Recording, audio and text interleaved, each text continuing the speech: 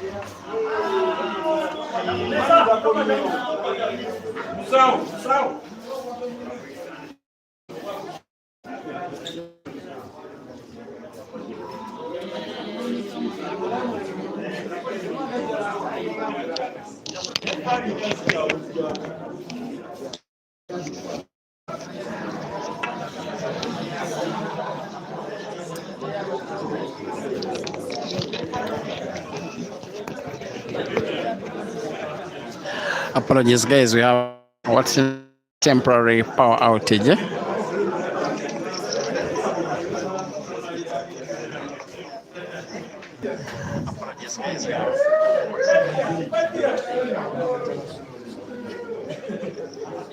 So this part of the video is dedicated to you are watching this action from South Africa. That is the place which is the most developed on the African continent in terms of the economy. There is still load shedding up to today. Load shedding happens for the time that you witnessed. We are back.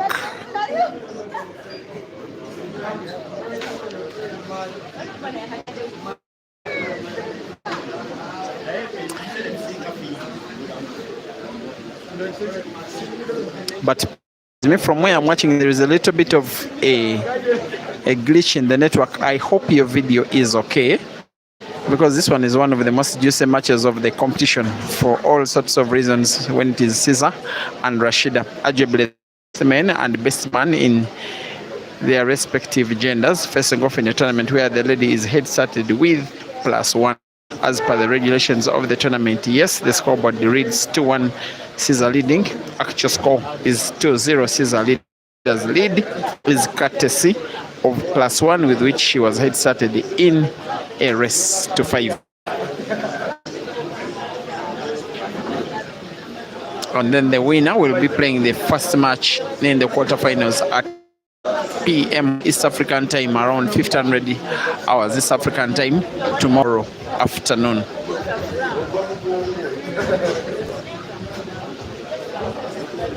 The Scorpion is seemingly about to increase his lead from 2-1 to 3-1. Yes, of course, from this kind of range, he can never ever miss. What I love about his game is that he's taking his opponent very serious according to the way he's playing and his body expression, irrespective of the Cesar 3 and Rashida 1.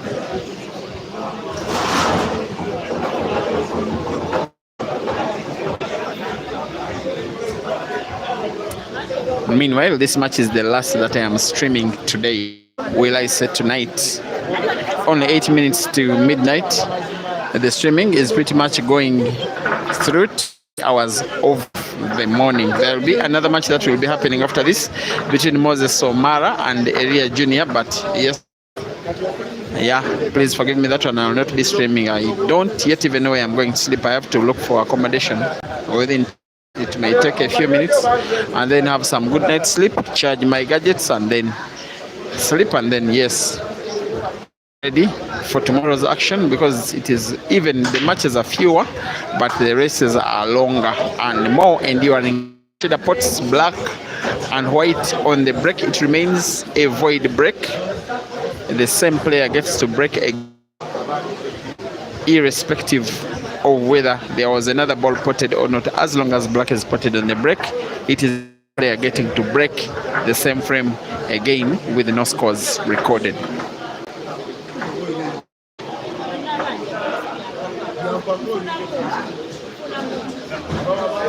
Some of the matches, some of the questions, some of the matches confirmed for the round of last 16 tomorrow, lunchtime. Ibrahim Kayanja vs. Mochibi, good one. All right. Ashraf Misamba, by the way, he has defeated Dog City. Dog City is another big name victim out of the tournament before the round of last 16. He has been beaten by Ashraf Misamba, and Ashraf will be on Kenneth Odong, also a very good game. The winner between Geoffrey Lutaya and Dembaba will be taking on George Navas. Then Joseph Kasozi and the guy called Ben, he's nicknaming himself Genesis for now, Ronnie Kawenja and Ibrahim Sejemba. A good game, most especially if you watch Ronnie Kawenja's against Moses Mafia. It's a reason enough for you to look out even for that one. There has been a foul. That one is double stroke. Yes, it is clear from the position of the cube, even from the camera angle, that there was double stroking by Cesar, just by the movement of the ball. When it is normal follow shot, when it is normal top spin, white ball cannot follow that yellow with that kind of speed, and that's proud of Cesar. He reported himself to his opponent even before Rashida could report the foul, and yes, Rashida had seen himself anyway. The other matches in the round of last 16, the winner between Moses Somara and Elia Chima will be taking on Ian Kazibwe. The other will be Ivan Kanyesi, the deaf and dumb, and will be taking on the winner between Mark and Hazard.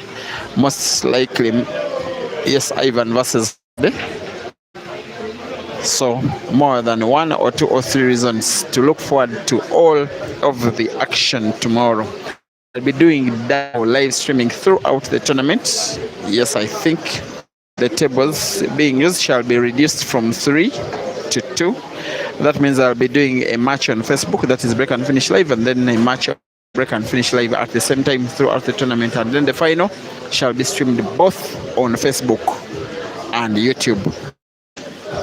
And yes, in the meantime, this is the third match that Cesar and Rashida are facing off in these tournaments. The first one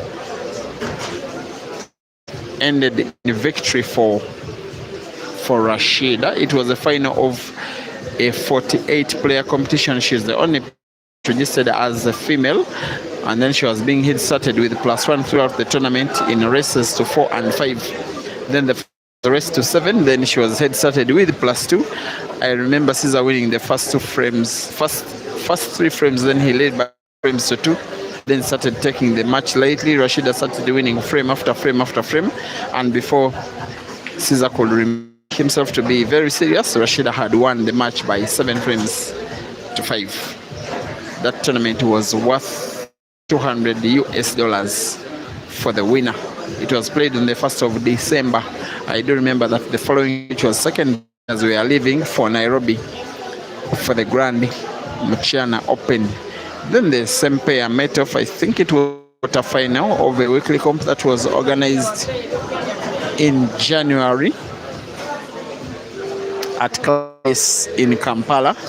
The comp that was won by Cesar anyway. Cesar then beat Rashida, who was started with +1 in the rest of 5. It ended 5-1. Of course, Rashida's only win was the frame with which she was head started.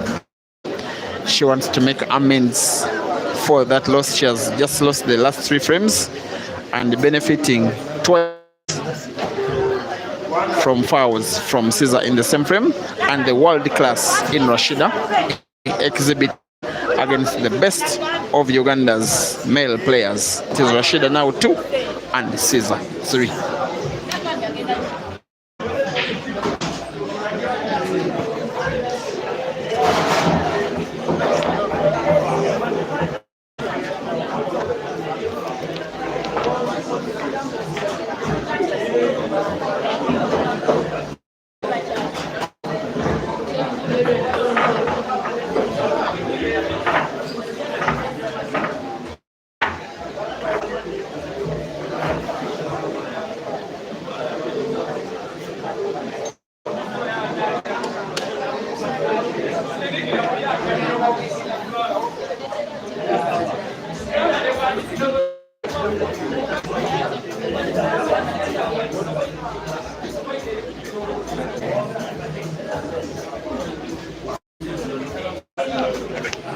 The other very big match between Junior area and Moses Omara has started, and Junior is leading 2-0. The winner will be taking on Ian in tomorrow's match in the round of last 16. And speaking of round of last 16, this match is the only one that has been exempted to be played today because, yes, on request from Rashida, request was granted because of, yes, she's favored as a lady. She wanted to play her round of last 16 match tonight, and that request was granted because, yes, she's being given respect as the only female dared. No, the only one of 3 females that dared to register to compete against men of this level. And yes, in just around 3 weeks now, Cesar will be participating. Will be trying to defend one of 2 international competitions that he is defending champion. That is the Queen's Sports Club Double Life Championship that will be happening at Queen's Sports Club Bulawayo, Zimbabwe. One of the biggest pool tournaments on the African continent, mostly because of the composition of players that normally participate. That countries, about 7 countries, including Botswana, and then Malawi, of course Zimbabwe, then Zambia, Eswatini, South Africa, Uganda, and 7. Those are countries that have confirmed participation. They are sending teams. Then we are awaiting for information from Tanzania and then Kenya. Yes, I think that will be it. And this time I shall have a ladies category. Rashida, for now, is seemingly not going to participate unless I get some news later on, but her elder sister will. And then another Ugandan female, the national champion, Sheila, will. Sheila, I'm yet to confirm, but for Rukia, I can confirm that she has booked a flight heading to Zimbabwe on the 7th of April to participate in the life competition where Zambia's Juliet Nyeka will be defending champion in the men's category. Just trying to build momentum for that very big competition. There will be cash prizes for the top 8 men and as well as top 8 ladies. But also lots of friendships, lots of reasons to compete, and then lots of connections set. It's very good mixing up as just one African pool fraternity. Thank you for watching. Esther Mutesi, how are you? I know you are still recovering from that shock, eh? Take heart, sister. God gives and God takes away, and all will be well. We are with you in prayer. Emma Texo is asking where RASHEEDA is located. It's located in Entebbe, opposite the main central market, near the main central market. That street also has the main central market just next to it. Kenya in Africa, thank you for watching. You are saying Jinte is finishing people in Kenya. Jinte was having a money match. I saw by 7 frames to 11, and then I checked he was playing a second, but I don't know what has been happening with the second. But against players I don't know so much. I know a good dozens of Kenyan players. Ivan Federer, go away. Spice Tebian Salah, thank you for watching. She already predicted on WhatsApp that Cesar will be winning this one easily. I don't think winning easily is 3-2. Looks like technical shooting coming up from Rashida, but I don't think she has restricted Cesar from sight of at least one of his reads. And if Cesar is able to open up the black with this shot, maybe Rashida will be losing a 4th frame here. Cesar normally surprises us with these ones. Look, black was so close to being open, and that was quite unlucky for the Scorpion. There's too little space between black and the cushion, but was able to pass in between there. And I believe he'll be trying again the shot. Not the same shot, but a shot with the same objective. Caught a red, and then white ball opens up the black. And now this is the position of the white ball to achieve that. I believe he will be okay by simply the red simple roll with slight touch on the red. White ball removes the yellow ball to open up the black. The opening is not so effective, but of course he can find the black off the cushion, whether or not he can do something different altogether. He wants to play off the cushion and have a sharp cut on the black and then pot it. He will not want to pot. He may foul, and yes, he fouls. And he is up against a very talented lady shooter who, when given a chance like this, will never ever hesitate to take it. Even though it were not a free shot, this chance will be good enough for Rashida on another to finish the frame off. And this is the clearance. 9 times out of 10, maybe 8 times out of 10, she will be finishing this frame. And if she does, then it is game on again.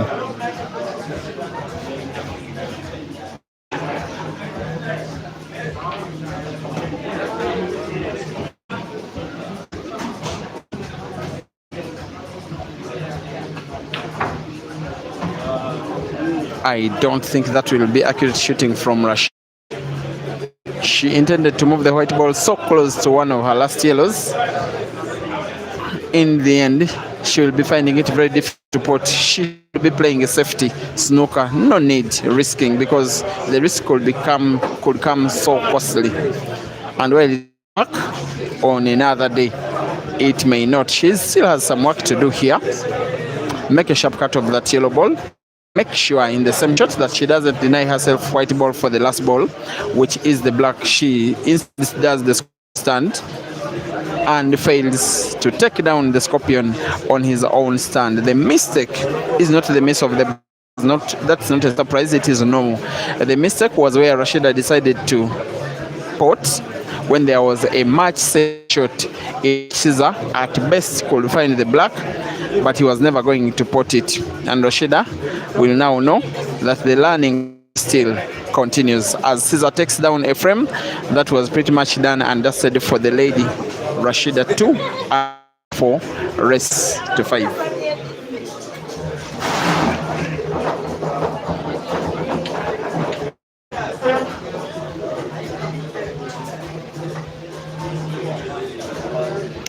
Thank you for watching. Victoria supporting Check Out the Must Shine, and thank you for the samosas.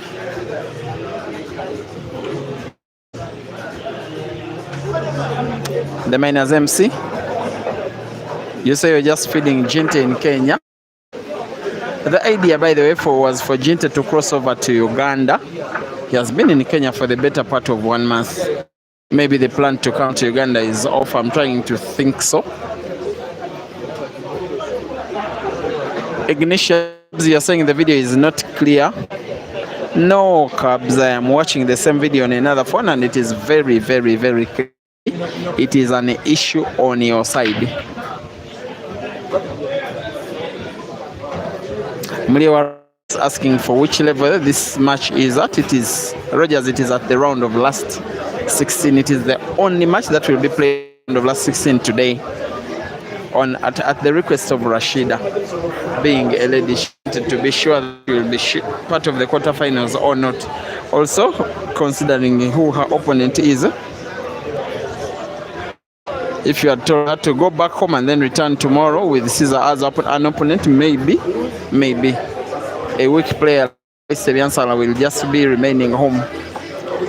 And that is why Rashida was granted that opportunity to be allowed to play her round of last 16 tonight. By the way, these players are traveling quite some distances, a full hour on the road simply to get themselves the venue, because most of them are resident in the city and we are way out of the city, just next door to Entebbe International Airport, the country's only international point by air.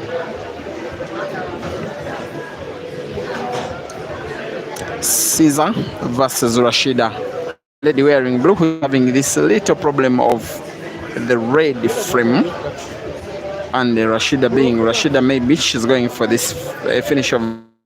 And how many times do you see a player as good as Cesar being given some good competition by a lady, and a lady in the same match attempting to do somewhat of a break and finish?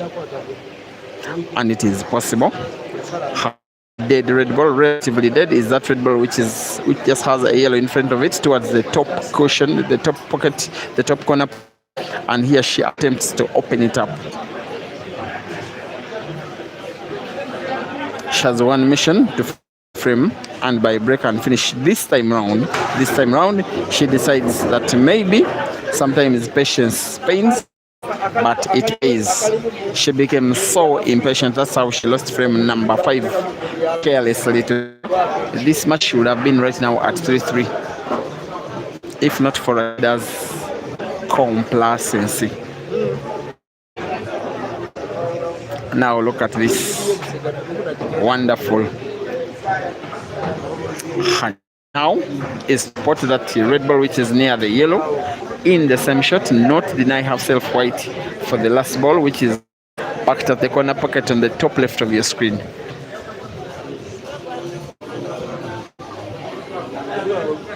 Sharp red, it is sharp enough but not accurate enough. It leaves one of Cesar's yellows dead, but also the black ball dead. And with the resulting positioning of the balls from that shot, I think it is advantage Cesar, who plays snooker, I think, more time, after which if he gets the free shot, he will be used to finish off Rashida, and indeed Rashida fouls.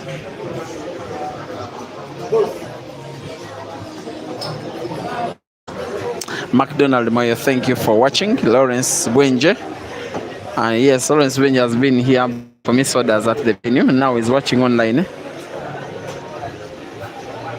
No, it's not Lawrence Bwenje, a different person, by the way. Wesley Raymond Jr., by the way, happy birthday to you. Just come into the comment section and tell the people how old you are, then I'll call you a man. Rashida, woman, if she pots the red and the red is not potted, the potted ball is the wrong ball. ball. It is a scratch. It is seeming that Cesar is qualifying for the quarterfinals of this competition in the next minute or so. Gumi Cesar Yohana is asking if Sajemba Ibra is out. No. Ibra has played against two opponents and has beaten them both. He will be playing in the round of last 16 tomorrow at around lunchtime against Veronica Wenja, the guy that beat Moses Mafia. The black is open.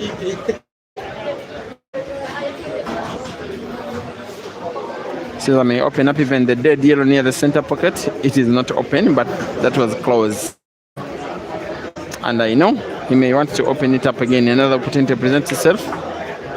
This time again came just inaccurate by about half a centimeter. Sometimes Cesar plays and I don't want the game to end, because when he plays, seeing something and then something and then something. Such an artist on the pool table. This time round, the artist jump shoots and concedes the foul after that scratch. Rashida wins the frame out of the blue. It is Cesar 4 and Rashida 3.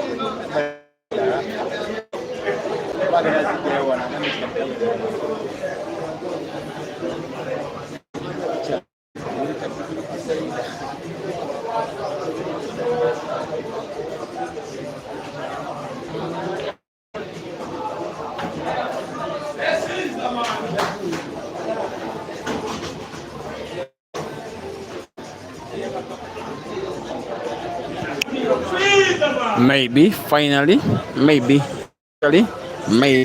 lastly, what belongs to Cesar may again belong to Cesar, even against a lady, as he aims for the black clearly for the very last time in this match.